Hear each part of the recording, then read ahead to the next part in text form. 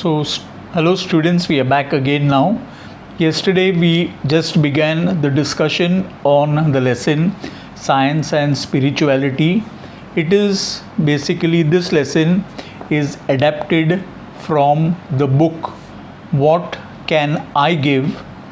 Lessons from my teacher Abdul Kalam, and this is written by Shrijan Pal Singh. This book is authored by Shrijan Pal Singh, where he enlists the number of things that he learnt from Abdul Kalam, our former president, who he considers to be his best teacher.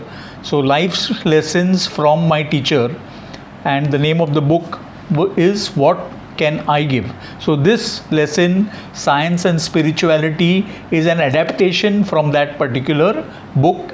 It's a well-known book written by Shrijan Pal Singh, right?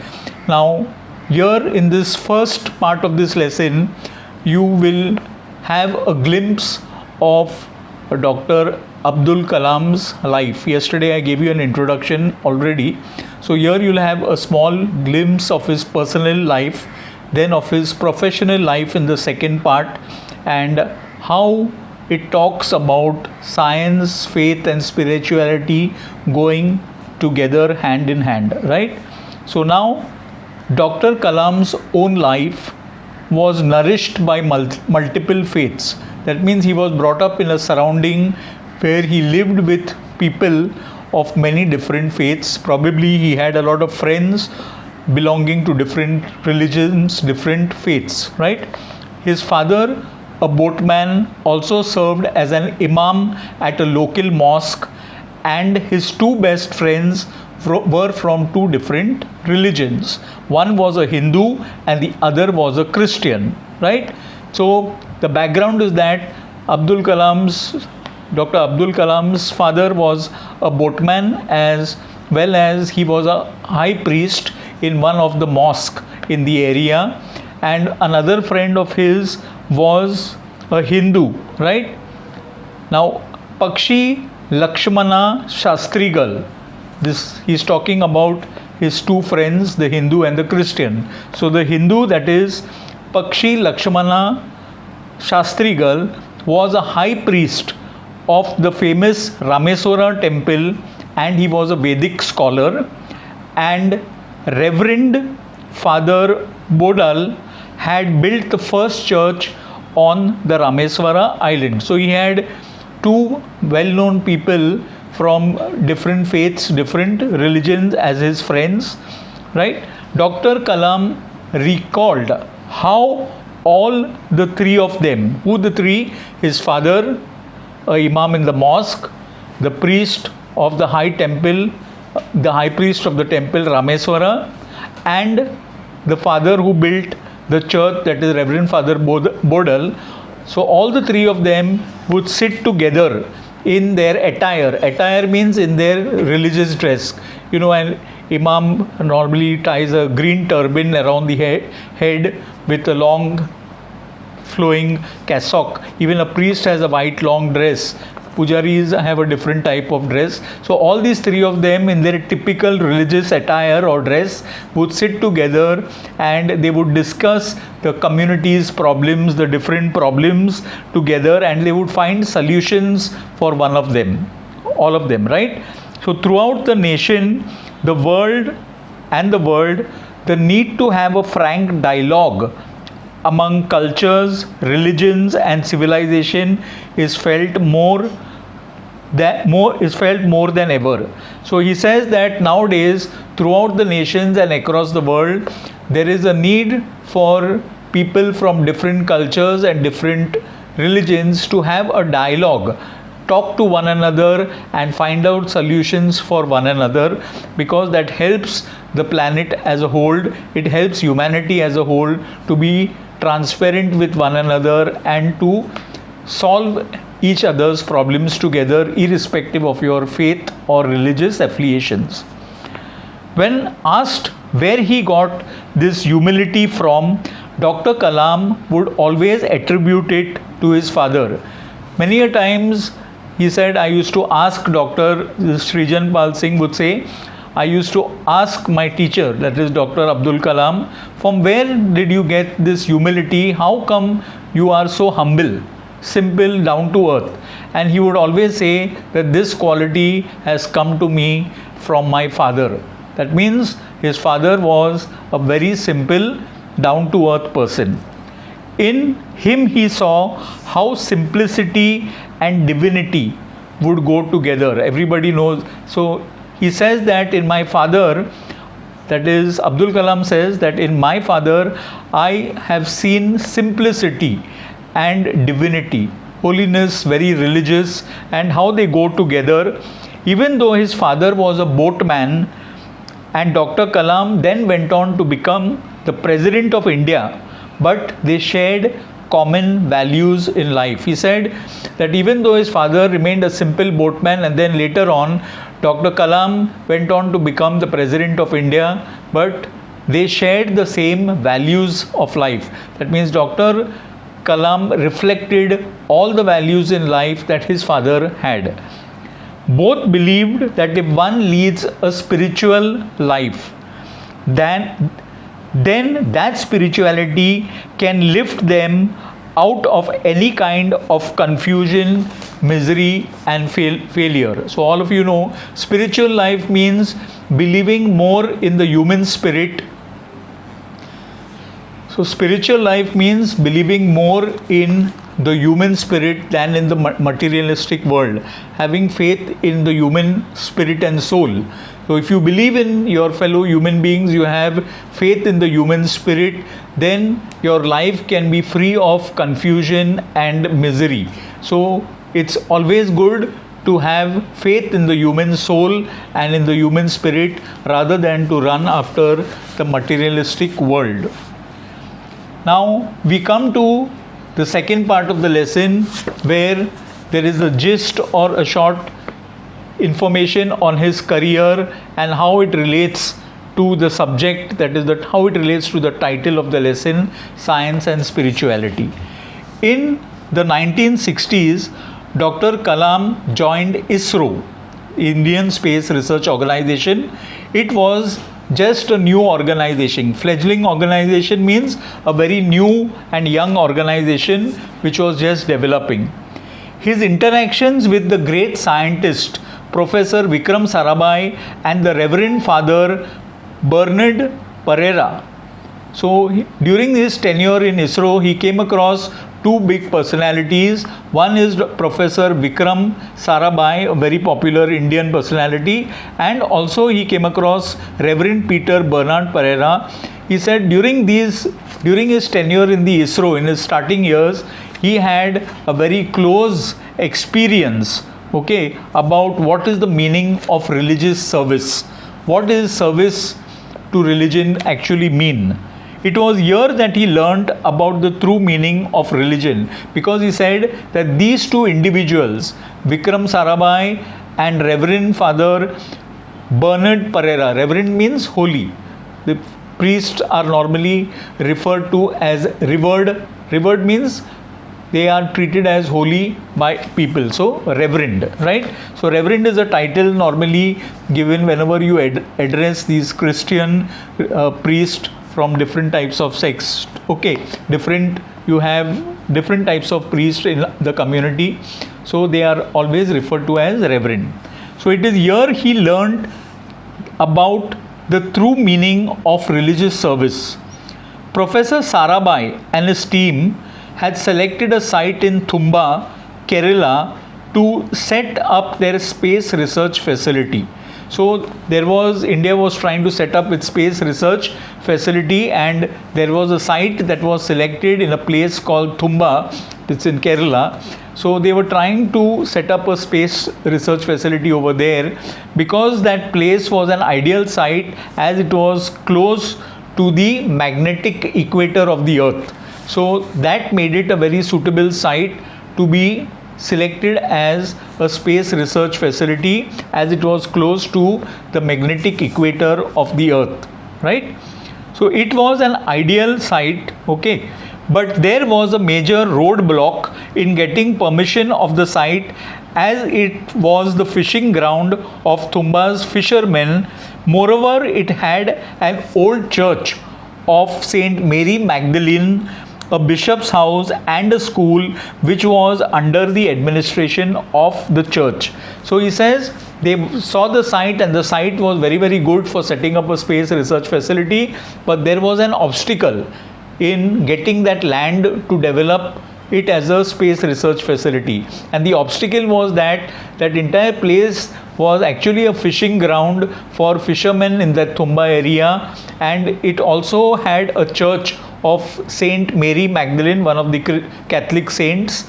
So a church of Saint Mary the Magdalene was there. It had a bishop's house, it had a school. So there was a big obstacle in getting this piece or parcel of land to set it up for a research facility or space research facility.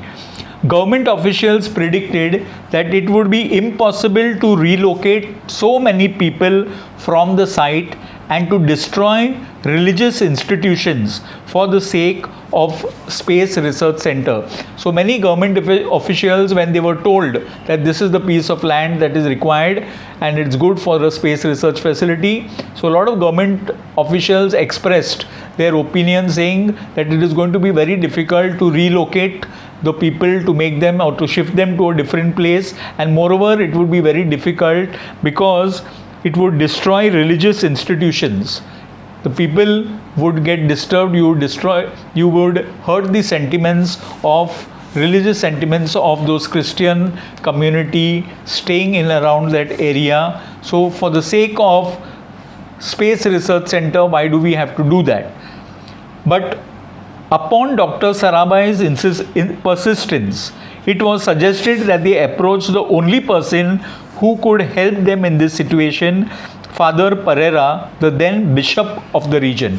So Dr. Vikram Sarabhai, who was in the forefront of setting up that space research center in Tumba, he insisted that why don't we give it a try? We'll speak to the bishop of that area who controls the churches and the church administration in that area. So he controls that land also over there. So he would be a person who would help them probably in getting that land. So Dr. Vikram Sarabhai made a suggestion that let us talk to Father Reverend Pereira and probably he would help us out. Dr. Sarabhai and Dr. Kalam then approached Father Pereira on a Saturday evening, right?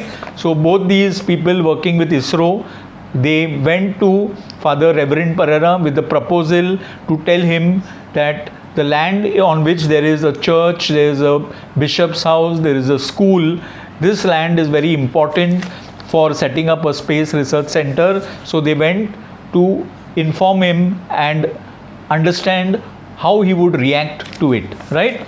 So it's a very beautiful lesson that you can learn from this. Please listen to this carefully, right?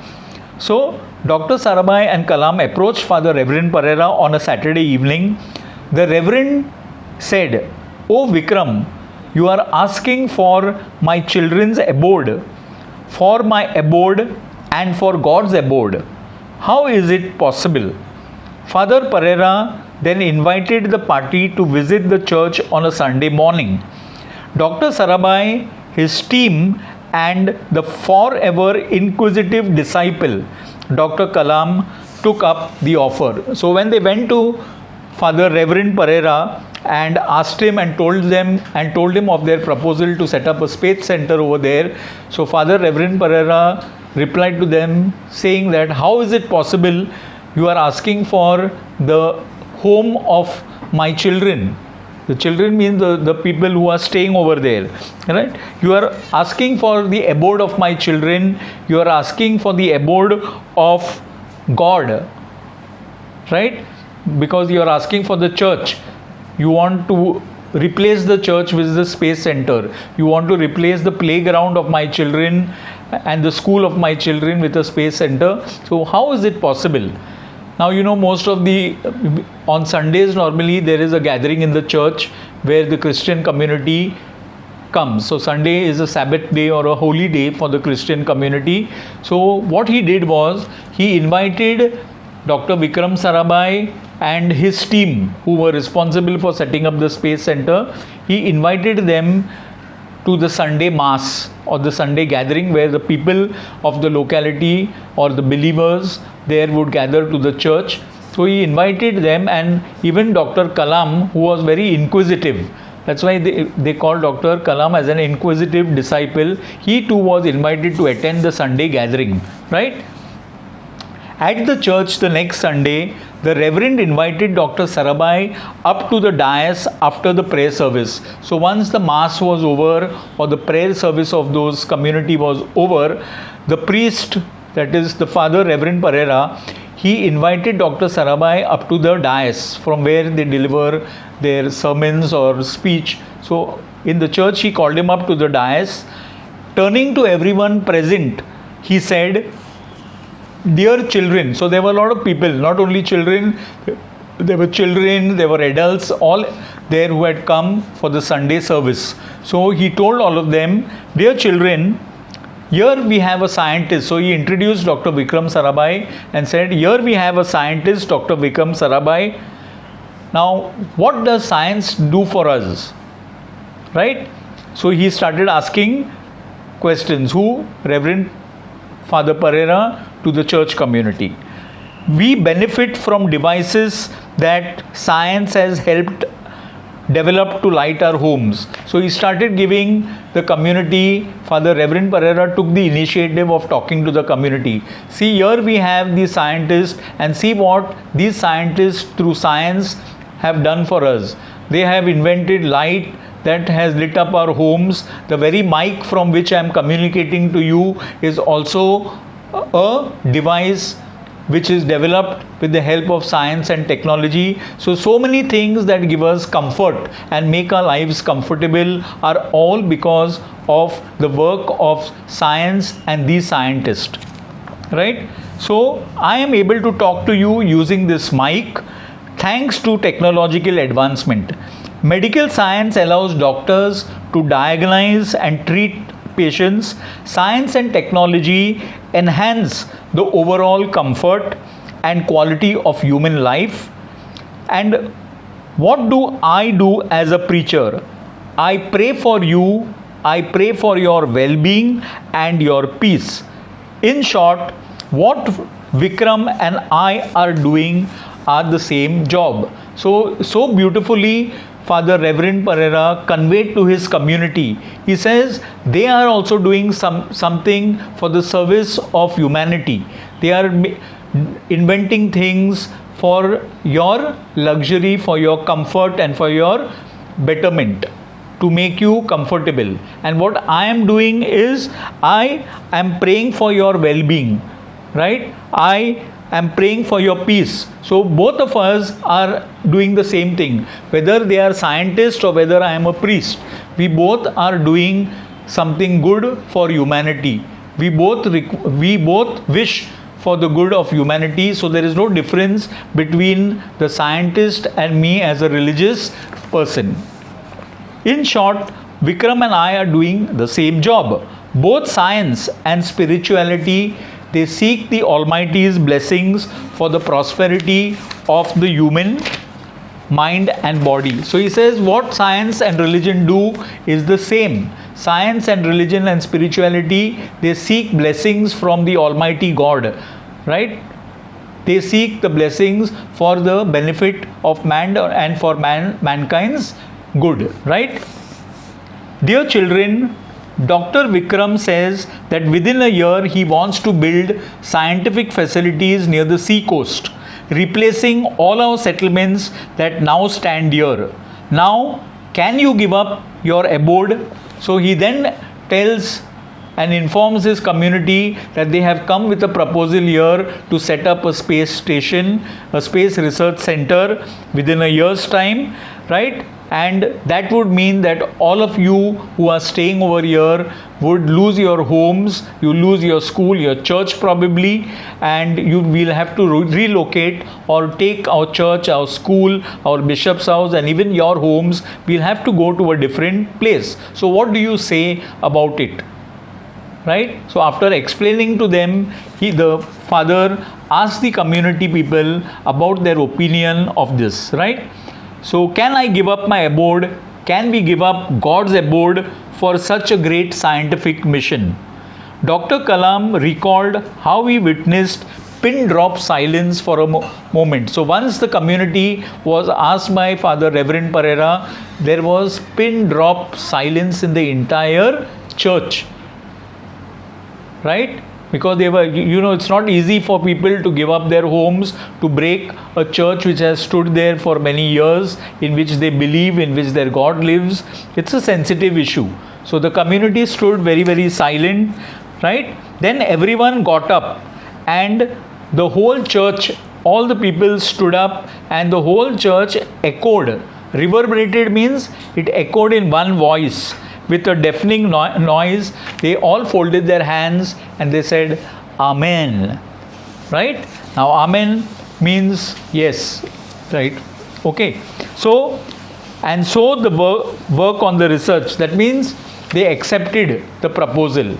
By saying Amen, they accepted the proposal, and so the work on the research center was soon underway, but not without alternate accommodation being offered to the affected fishermen and the church and the Reverend Pereira. So finally the community accepted that ultimately this scientific research facility is going to be for the service of mankind. So why don't we give up our abode? Why don't we give it? Because it is ultimately for the benefit. And then finally they agreed. So see students, this is a very good example of how science and spirituality go hand in hand, because both these things ultimately work for the benefit of mankind. Spirituality also seeks to make man peaceful, to make him comfortable, right? And science also does the same thing. We come to the part 3 now. A few years later, in the early 1980s, Professor Satish Dhawan, the director of ISRO, under whom Dr. Kalam had made his first unsuccessful launch in 1970 and then a successful one in 1980, had provided him with a more soul-shaping wisdom.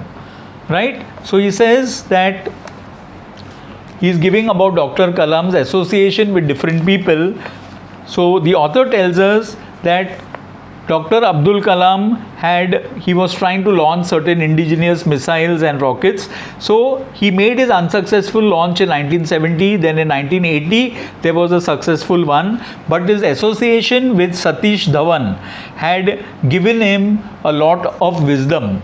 So Dr. Satish Dhawan's association proved beneficial for Dr. Kalam. It was a soul-shaping wisdom that Dr. Abdul Kalam had got from Satish Dhawan. One day in 2012, we were discussing the number of PhDs Dr. Kalam had received. Dr. Kalam, no doubt, was highly educated. He earned many degrees, many doctorates. PhDs are doctorates in philosophy of different subjects. He said to me, Shrijan, right? Professor Dhawan has so many master's degrees, right? All from the best institutions, no less. So I asked him, how can one become so academically accomplished, right? So Abdul Kalam was talking about Professor Dhawan. So Abdul Kalam said to Shrijan, right, the author of this lesson, Professor Dhawan has so many master's degrees. All of these are from the best institutions, no less. So I asked him, how is it possible for one to be so academically accomplished? So doctor, he responded saying that academic brilliance is no different from the brilliance of a mirror, which can be diminished by a coating of dust. So he says academic brilliance, he compared academic brilliance to the dust on a mirror. He said academic brilliance is something different, right? He responded by saying that academic brilliance is no different from the brilliance of a mirror, which the shine of a mirror or the reflection of a mirror can get spoiled by mere coating of dust on it, right? But I hope you understood the meaning of it. It means that academic brilliance would be of no use if you are not a good human being, right? And you don't put it to use. So only when the dust is removed does the mirror shine and the reflection becomes clear. So he says that we can remove the impurities obscuring our souls by living pure and ethical lives and serving humanity. You find many brilliant people, but they don't do well, they are no good, right? They may have many degrees, but they are of no good to society and mankind. So he says that we have to remove the dust and bad thoughts in our minds that are making things unclear, right? So he says that we should remove the impurities that are blocking, that are obscuring our souls by living pure and ethical lives. So we should live pure lives, we should live ethical lives, we should live truthfully and be true to ourselves and true to others, right? And by serving humanity, we should serve humanity, and then God will shine through us. Anybody who does good, it is said that you see God in him, right? So these words took me back to my meeting with Dr. Kalam after my graduation from IIMA in 2009. At that time, he had advised me to use my degree and gold medal to transform society I lived in. So he says that my interaction with Dr. Kalam after I got a degree, from IIMA, he told me that you use your degree and gold medal to transform society. What use will your good degree and the medals that you get be of if you don't put it to the service of mankind? You put your knowledge gained, put your academic brilliance that you have for the service of mankind and the society that you live in, then only it makes your life more meaningful, right? Back in the present moment, it suddenly struck me that Dr. Kalam's advice, in fact, directly resonated from Professor Dhawan's belief. That means whatever Dr. Kalam told me was what Professor Dhawan believed in. In other words, the author is trying to tell us that Dr. Abdul Kalam was deeply influenced by his association with Professor Dhawan, who gave him such good values. The more I lived and worked with Dr. Kalam, the more I realized that through his words of wisdom, I was getting to learn from countless great minds. He says that because of my association with Dr. Kalam and through his association, I came to learn words of wisdom. I learnt many things which Dr. Kalam himself has and Dr. Kalam gathered from the people that he was associated with. So I was learning from many great minds because of my association with Dr. Kalam. In April 2009, Dr. Kalam was invited to attend the 102nd birthday celebrations of His Holiness Sri Sri Sivakumara Mahaswamiji in Tumkur district of Karnataka. Mahaswamiji is a remarkable person who had dedicated his life to the service of humanity. His greatest contribution is the establishment of a free educational system for more than 9,000 children in the ashram. The most astonishing aspect of the entire event of his birthday was that the 102-year-old Swamiji stood on his feet without any support. Now here he is quoting, the author is quoting an incident where Dr. Kalam was invited to attend the 102nd birthday celebrations of Shivakumara Mahaswamiji in Tumkur district, and he was known, the Mahaswamiji had dedicated his life to the service of humanity because he had set up an ashram for 9,000 children, right, in the ashram, free, and it was a residential facility with free education.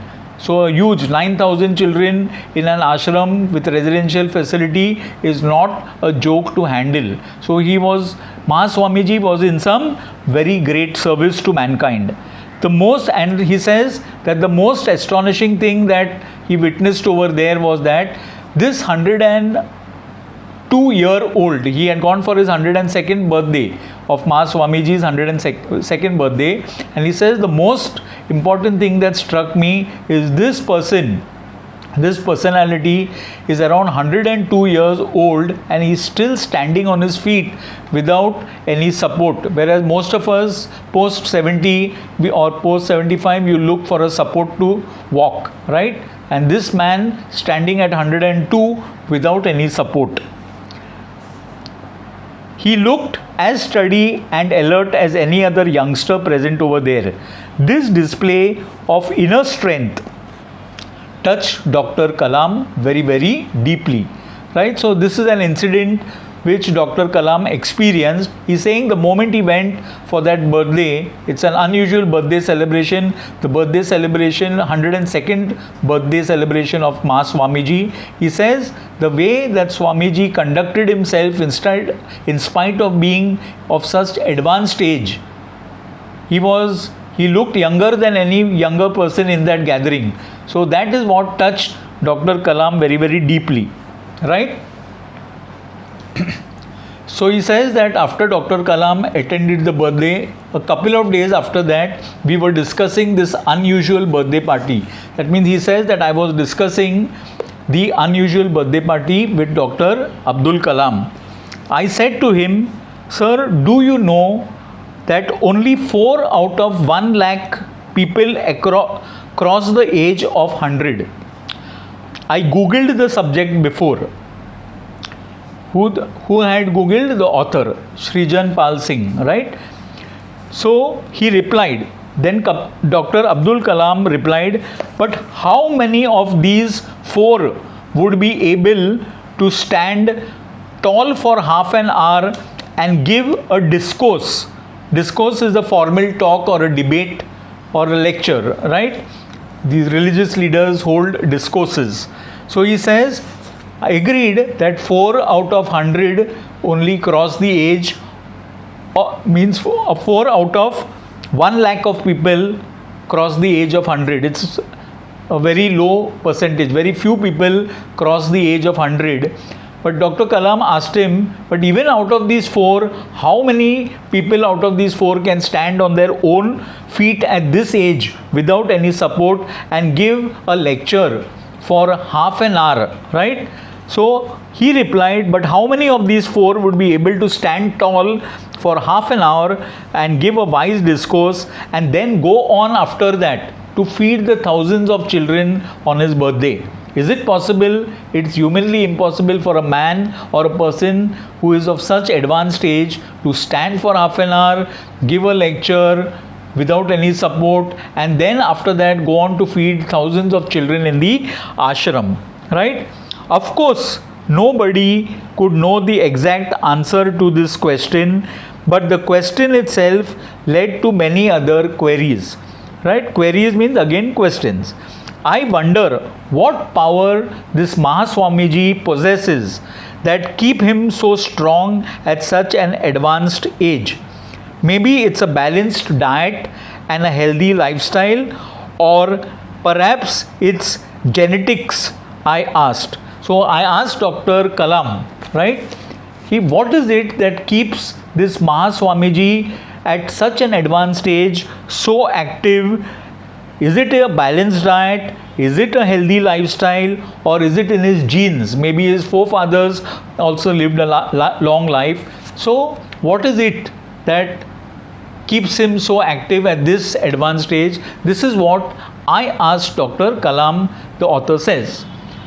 To this he says Dr. Kalam sat contemplating. Contemplating means he went into deep thought, and how he describes Dr. Kalam in deep thought is there in this paragraph now. He recollected the tenet of goodness. Tenet means the principle or belief of goodness, of action, of Pramukh Swamiji. So he recollected the tenet of goodness of action of Pramukh Swamiji, then perhaps swimming in the silence of the shores of Mahaprayagji. He gathered the sands of conscience to be our guide, our best friend. Deeper down space-time of memory, he must have heard Professor Brahma Prakash's words about the need of living an ethical life. So the author is telling us that Dr. Kalam must have been thinking of all these things. He may be thinking of the tenet or the principle of goodness of a person called Pramukh Swamiji. Then he must have deeply taken himself thinking about the answer. He must have gone back to Mahaprayagji. Then he must have travelled down space-time in memory. He must have heard of Professor Brahma Prakash's words about the need to live a pure and ethical life. Then probably the words of Father Pereira and Dr. Sarabhai's lessons of selflessness in service could have come across his minds while Abdul Kalam was thinking about the answer about Maha Swamiji's longevity. Eventually his thoughts would have settled on Swami Sivananda of Rishikesh, in whom he saw great tranquility. Tranquility means peace and calmness. So Dr. Abdul Kalam's thoughts must have travelled to Swami Sivananda of Rishikesh, and then they must have come full circle with the memory of life of the simplicity. That means when I asked this question about the Maha Swamiji's activeness and how it was possible for him to be so active at an advanced stage, Dr. Kalam went into deep thought, thinking about the various things which I told you right now. He must have travelled across thinking about the lessons he learned from different people, including his father in the end, right? So, and then finally his thoughts, Kalam's thoughts could have come a full circle with the memory of the life of simplicity of his father, who he always espoused the value of giving back. He says that his father always had, or he supported the value of giving back to society. You know, normally all of us talk to. That's why the title of this book is What Can I Give? Because normally people always think is what can I get from society? We never think about what can we give back to society. After we have gained everything, we have got name, we have got fame, we have become successful, we forget that it is society that contributed to our well-being, right? Most of us do that. As you advance in age, probably what I am also speaking to you would reflect in your mind. We tend to forget, and we keep on asking, why can't I get this? Means what can I get from society is always asked by most of us. But what can we give back to society? How can I be of use to society? Now society has given me everything. Let me give something back. This thought very rarely comes in one's mind. And this is what Dr. Abdul Kalam later on thought of, right? That his father always thought of and supported the idea of giving back to society and not taking from society. At long last he spoke. It is the very spirit of what can I give. So after a deep thought, Dr. Abdul Kalam said that this Maha Swamiji is able to be so active because of the spirit that, or the thought in himself is what can I give. By giving or treating those 9,000 children, teaching them, giving them free education, free food is no simple task. So the Maha Swamiji is giving through his work. He is giving back to society. So he is saying it is the Swamiji's thought and the very spirit of this Swamiji of what can I give that is keeping him active. He elaborated, Mahaswamiji lives with the beliefs and ethos of our mission. Ethos means it is a characteristic spirit of a particular culture or era. So he says, in giving so much, he becomes strong. Because he is giving so much to society, because he is working with the underprivileged children, he is feeding them, he is educating them. So that is making his spirit stronger, that is making him stronger, and that is why it is possible for him to be active at such an advanced age. Right? So he says that his munificence fuels his strength. Munificence means generosity. Because he is generous, that gives him strength. His strength comes from his own generosity. That is what keeps him standing tall and active. The essence of a happy life and peaceful society lies in one sentence: what can I give? This takes me back to another lesson where we had taught the science of being good. Right? So what is the science? Why do sometimes people try to be good? Sometimes they do it unknowingly. You see some blind persons on the road standing helplessly to cross the road. Without a thought, probably you catch the hand of the person and make them cross the road, and after you have successfully made him cross the road, you feel some peace within you. So basically, we human beings tend to do some good acts because being good to others is good for our own body and good for our mind. That's why we, out of instinct, sometimes do good acts even without a thought. So that's science, right? So turning to me, he says, the essence of a happy life and a peaceful society lies in only one thing. Think about what can I give. If I'm talking to you, is think about what you can give to society. Don't think often about what you can get from society. Turning to me, he asked, what is the reverse of what can I give? So circumspectly, I replied, what can I take? So I suddenly, instantly, he said very cautiously, because Dr. Kalam is asking me this question, what is the reverse of what can I give? So very cautiously I replied to him, obviously it is maybe what can I take? Yes, he said, and that is the thought which is responsible for all the wrong around us. Right, students? So I hope you understood Dr. Abdul Kalam's thoughts. Right? He was a very simple man. So what was his thought is understood through this very sentence, that he believed in the fact of giving back to society.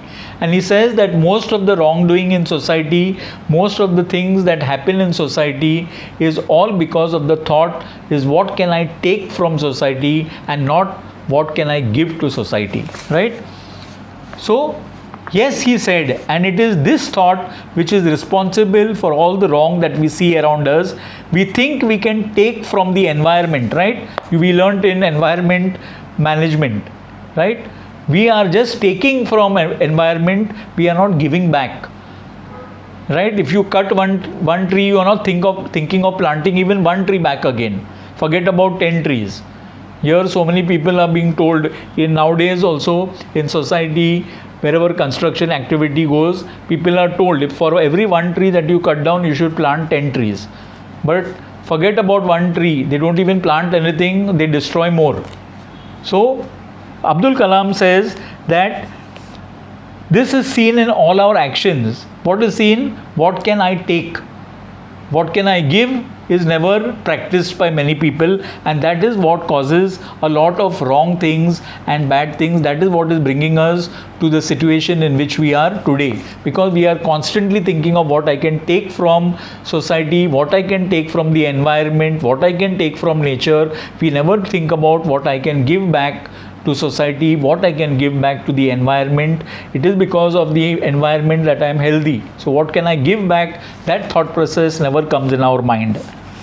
So we think that we can take from the environment and destroy it indiscriminately. Indiscriminately means without any thought, just go and destroy it on a large scale. We think of what we can take from other humans, leading to corruption and inequity. Inequity is injustice. We always keep on asking, if I give you this, then what will you give me? If I do this for you, then what will you give me? That's always a thought in most of the people's mind. They always follow a give and take policy. There's no one-way traffic. Okay, I'll give. Without bothering about the returns, nobody does anything nowadays. So that's what he's trying to explain. So this attitude of taking and taking keeps on destroying families. To keep this planet livable and the human race thriving, that means to keep the human race thriving, good, healthy and successful, right? We have to replace this attitude of what I can take with the attitude of what I can give. So students, it's a very important message that Abdul Kalam is speaking through his words when he's talking to the author Shrijan Pal Singh. He's saying we people now need to change our attitude. The people, he's not talking about only the Indian people, he's talking about the people of the world. That we people need to change our attitude from what can I take to what can I give back to society, right? The gravity of this message, the gravity means the strong thought behind this message struck me. It had a great meaning. The strong meaning behind the message struck me. What was the message? Think about what I can give and don't think about what can I take from society. That struck a very strong message in me. The challenge became my silent motivation. So this challenge of giving back became my motivation. 3 years later, in 2012, this idea became a reality as what can I give moment through which Dr. Kalam tried to combat corruption. So Dr. Kalam started a movement called What Can I Give movement. He tried to fight environmental disaster, corruption and social evils through this moment.